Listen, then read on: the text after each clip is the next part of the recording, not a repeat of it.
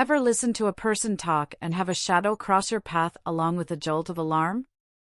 And a little whisper inside you murmurs, "This is not a good person." The subconscious knows so much more than many give it credit for. The subconscious is our own personal alarm system. And like any alarm system, it goes off when bad people cross its path. It happened to me. It happened when I first heard the voice of Ron DeSantis. DeSantis is a bad man, is what my internal alarm said. And millions of others likely experienced something similar. DeSantis is a bad man, not just because he's an utterly shameless politician who will do anything for power.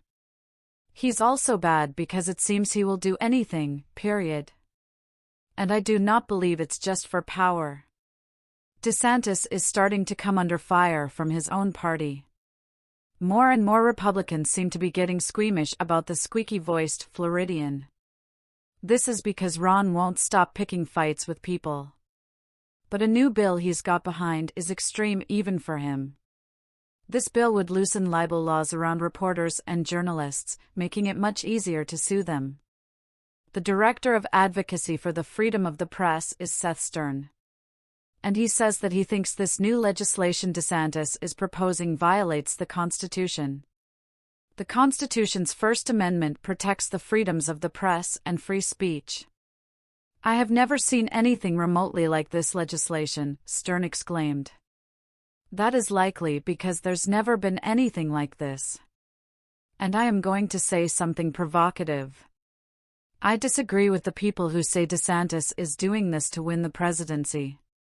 The personal characters of many often have a nasty little way of surfacing given enough time. I think Ron's motivation is because he doesn't give a damn about freedom, period. I think even if the presidency were not up for grabs, he'd be doing this anyway. There is a fundamental iciness to the man's psyche that honestly doesn't care about anyone and anything except himself. In DeSantis's world, if he doesn't like something, it should be eliminated. Period. But fortunately, DeSantis's popularity is already starting to crater. Most agree this is a bridge too far. And the fact is that under all that iciness, under that dismissive and condescending exterior, the fact remains that Ron DeSantis is an oaf. He's a goofy man, trying to pose as a cool one. He's like that kid at school who would do anything to rise above everyone else. And his unpopular opinions are just another reason he will be remembered as the moron he is.